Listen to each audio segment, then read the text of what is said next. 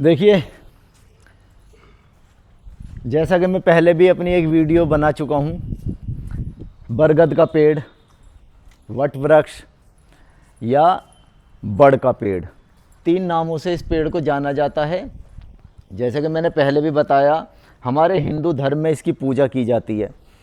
ठीक है। अब क्योंकि बरगद के पेड़ बहुत दूर दूर हैं, आसपास में है नहीं, तो पूजा करने के लिए देखिए लेडी को बहुत दूर जाना पड़ता है, तो इसलिए मैंने एक छोटा सा पेड़, हालांकि अगर आप देखो तो लगभग ये पेड़ 5.5 पौने 6 फीट हाइट का है ये पेड़। तो ये मैंने अपने घर के गमले में लगा रखा है।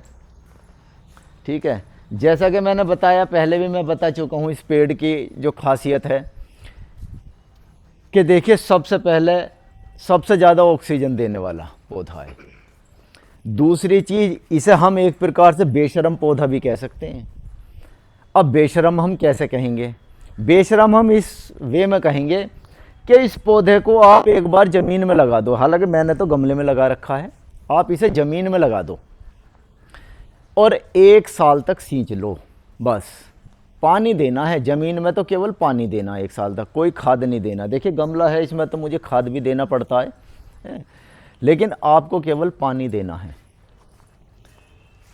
1 साल के बाद ना इसे पानी देना, ना ही इसको खाद देना, क्योंकि देखिए आप देख रहे हैं ये जो इसकी जड़ें हैं, ये देख रहे हैं भाई, एक जड़ तो ये होगी इस तने के नीचे जो गई है, लेकिन एक जड़ें हैं ये जो इसमें निकल रही हैं, ये ऐसे ही ज़मीन में जाएंगी और ज़मीन से जो भी खाद पानी, इन्हें पोषक तत्व चाहिए, वो सब ये खुद ले लेती हैं। तो उससे ये तना और मजबूत होता चला जाता। देखिए ये जड़ यहाँ तक निकल रही हैं, ये रही, ये सब जड़ें हैं इसकी हैं। ये जड़ें वैसी नहीं होती है, सिर्फ इसको पोषक तत्व देने के लिए, खाद पानी जो भी इन्हें पोषक तत्व, पोटास कैल्शियम जो भी चाहिए वो सब उसके लिए। तो देखिए मेरे कहने का मतलब है कि जिस तरीके से भी हो पौधा लगाओ। जैसे एक ये लगा रखा है, आप आज मैं आपको दिखाता हूँ अपनी छत पे, ये मैंने थोड़े से, ये मोरपंखी का है, तो जो भी है देखिए, और सभी देखिए बहुत ही बढ़िया पौधे हैं। मैं ये कह रहा हूँ कि देखिए सभी के जीवन में स्ट्रेस है आज के टाइम में। स्ट्रेस दूर करने की कोई दवाई आती है?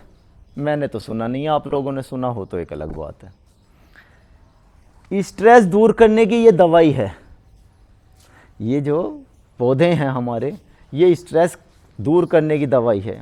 देखिए तुलसी जी का पौधा है, देखिए क्योंकि आज रविवार का दिन है तो हमारे हिंदू धर्म में ये कहा जाता है कि रविवार में तुलसा जी को छेड़ना नहीं चाहिए। इनसे मतलब जैसे हम चाय वगैरह बनाते हैं घर में, चाय वगैरह, तो उसमें हम इनकी पत्ती वगैरह डालते हैं। तो इस दिन संडे का दिन है तो इसके हम पत्ते वगैरह नहीं तोड़ेंगे, इसलिए हम इनको टच भी नहीं कर रहे हैं। पर क्योंकि मैं आपको बताऊंगा, कनेर देखिए बहुत बढ़िया फूल आते हैं, ये ऐसे पीले पीले फूल आते हैं, ये रे पीले फूल, ये इसका फल है। ये इसी से तो जब ये पक जाएगा, जब इसका ये बीज बनेगा, भाई देखिए इसका फल कोई ऐसा तो होता नहीं है कि जी हम खा लें, लेकिन जब ये पक जाएगा तो यही बीज का काम करेगा। देखिए देखिए ये एक दिन के पौधे नहीं हैं, हालांकि गमले हैं, गमले में ज़्यादा समय भाई इन्हें ज़्यादा मिट्टी वगैरह नहीं मिल पाती, तो इनकी जो ग्रोथ है वो कम होती है। बाकी ये जो पौधे हैं ये 10 साल का पौधा है, ये 10 साल हो लिए, ये सब पौधे ये 10 साल के हैं। देखिए कैसा घना पौधा है और बड़ा अच्छा लगता है, मन करता है बस कोली भर लो, आहा बड़ा अच्छा लगता है, हरे भरे। ये देखिए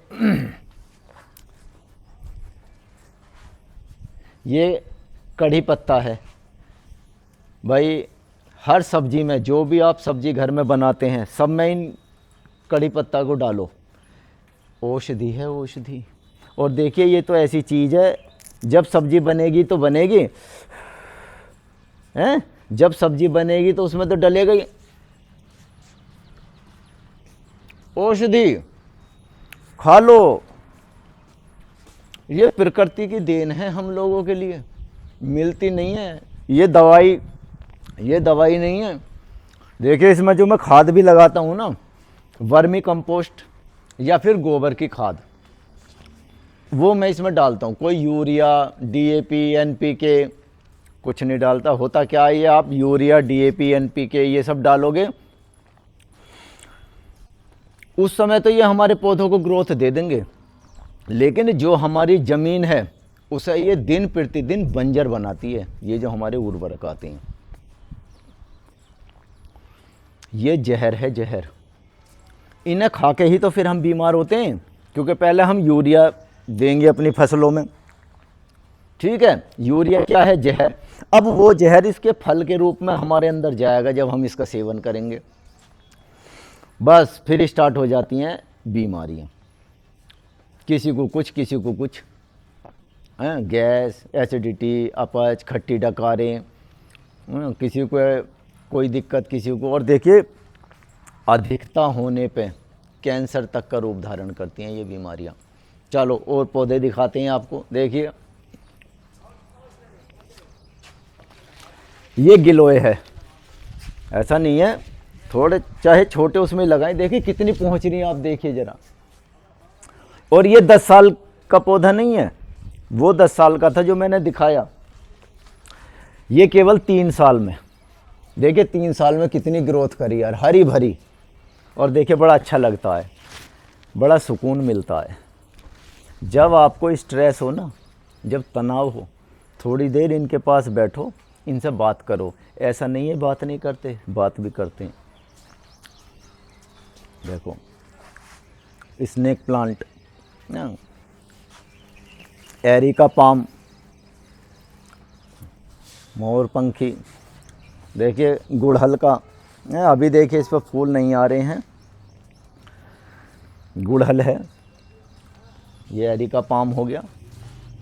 और देखिए ये पौधा कितना बढ़िया है, देखिए फूल सुबह ही खिल जाते हैं, पीले पीले फूल सुबह ही खिल जाते हैं। देखिए और कितना बड़ा हो रहा है, मेरी हाइट का हो रहा है, 5.5 फुट, 5'8" मेरी हाइट है, तो देखिए लगभग मेरे बराबर ही है। ये हमारा पौधा देखिए, थोड़ा सा खाद, असल में इसमें थोड़ा सा खाद ज़्यादा डल गई थी, जिसकी वजह से ये पत्ते ऐसे हो गए, ख़राब हो गए। कोई नहीं ना, हम निकाल देंगे। ये मनी प्लांट, ये फिर हमारा स्नेक प्लांट आ गया है। देखिए ये भी हमारे गुड़हल हैं। और देखिए एलोवेरा, देखिए हर घर में एलोवेरा का पौधा होना ही चाहिए, कुछ भी हो। ये तो अचूक औषधि है, अचूक। जैसे कि मैं इसका यूज पहले भी बता चुका हूँ। और आज क्योंकि देखिए रविवार का दिन है, होता क्या है, ज़्यादातर सबसे पहला हमारे भाइयों के लिए इसका यूज, नित्य प्रतिदिन जो ऑफिस जाने वाले लोग हैं वो शेविंग करते हैं, अब वो ले आते हैं फोम। पहले तो चलती थी शेविंग क्रीम, आजकल फोम आ गई है, वो उसे निकालो, अब लगा लो और कर लो शेविंग। चेहरा दिन प्रतिदिन सख्त होता चला जाता उससे, ठीक है। और होता क्या है, कभी कभी दाने से निकल ही आते हैं चेहरे पे। क्यों निकल रहे हैं वो दाने? क्योंकि उस फोम में केमिकल है। ये समझने की बात है कि उस फोम में केमिकल है। एलोवेरा का एक छोटा सा, ये इतना सा एक वो ले लो, जो हमारी इसकी शाखा है, ये छोटी सी इतनी ले लो, और बस इसको छील के इसको आप अपनी लगाओ चेहरे पे और बस शेविंग कर लो।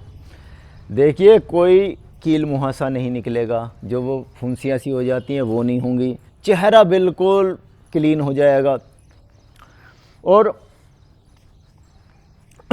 कभी भी, क्योंकि जब चेहरा सख्त ही नहीं होगा तो कोई दिक्कत नहीं आएगी आपके चेहरे पे, कील मुहासे जो हमारे हो जाते हैं वो नहीं होंगे, और हैं तो वो भी ख़त्म हो जाएंगे, सॉफ्ट बना रहेगा चेहरा। और शेविंग आप, अगर आपका ब्लेड फोम से या शेविंग क्रीम जब आप यूज करते हो, तो मान लो 10 शेविंग करता है एक ब्लेड, इससे 15 करेगा, कम से कम 15। तो और वैसे भी देखिए स्वास्थ्य के लिए भी, जिन लोगों को मैंने कहा कि पित्त की कोई भी समस्या है, हालांकि वात पित्त और कफ 3 रोगों के लिए ये सर्वोत्तम दवाई है, सर्वोत्तम गुणकारी एलोवेरा। नित्य प्रतिदिन सुबह 1 गिलास रस पियो, जिसमें एलोवेरा, 2 आंवला, लौकी और कुछ नीम के पत्ते डाल लो, 2-4 अमरूद हो तो अमरूद के डाल लो, बेलपत्र के डाल लो और पीपल के डाल लो। भाई ये मान के चलो कि सारी बॉडी डिटॉक्सिफाई होगी, कुछ नहीं, सब ख़त्म। फिर हम अपने उस पे आ गए। देखिए मैंने अपनी छत पे एक बार व्यू दिखाओ। छत तो खैर मेरी छोटी सी है, ज़्यादा बड़ी नहीं है, लेकिन सब मैंने कोशिश की है कि सभी प्रकार के पौधे मैं लगाऊं।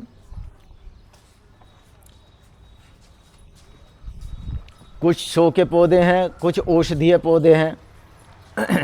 धीरे धीरे मैं औषधीय पौधों में ही कन्वर्ट करता जा रहा हूँ सभी को। मान लो कोई पौधा ख़राब हो जाता है, हालांकि मैं कोशिश ये करता हूँ कि पौधे को ख़राब ना होने दूँ। और देखिए कोई बाहर की इसमें खाद नहीं डलती, केवल गोबर की खाद या जो हमारे घर में डेली सब्जी के छिलके वगैरह वो निकलते हैं ना, सैलेड वगैरह, केवल उन्हीं को करता क्या हूँ, एक डिब्बे में इकट्ठे कर लिए 7 दिन के, उसी में गौमूत्र मिला लिया और उस डिब्बे को टाइट बंद कर दो। बस उसे अब डेली हिलाते रहो, दिन में 2 बार। जब उसको 15 दिन हो जाएं, कम से कम 15 दिन, अगर आप 1 महीना रख सकते हो तो और भी बढ़िया, जितना पुराना हो जाएगा उतना बढ़िया। पर आप हर 15 दिन में सब में भाई 5 लीटर का डब्बा है मेरे पास में, उसमें अपने इस खाद को बनाया जाता है और बाकी में पानी मिला के सब पौधों में लगभग इतना पानी मिला लिया जाता है कि लगभग यहाँ आप देख रहे हैं 30 पौधे हैं ये। तो मैं उसे लगभग 30 लीटर पानी मिला लेता हूँ ताकि 1-1 लीटर सब में डल जाए। और मैंने आज तक इसमें कोई बाहर से कोई खाद नहीं दी। और देखिए अगर कोई दिक्कत होती भी है, मान लो इसमें कोई इंसेक्ट वगैरह लग जाता है, तो उसमें हम करते क्या हैं, सिंपली गौमूत्र और हल्दी इन दोनों को मिला के एक स्प्रे बना लेते हैं, बस उसका छिड़काव कर दो। जितने भी रोग होते हैं वह वही ख़त्म कर देते हैं। हमारे किचन में सब रोगों की दवाई है, बस जानकारी का अभाव है।